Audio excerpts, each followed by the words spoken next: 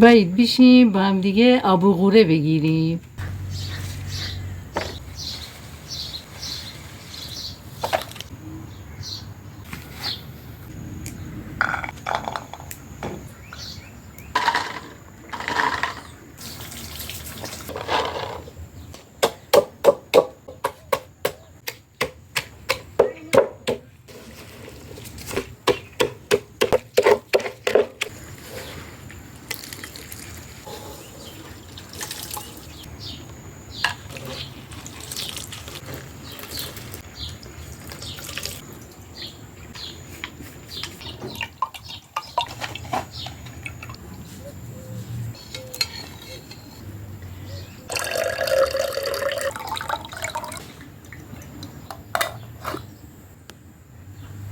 بفرمایید آب غوره، نوش جان.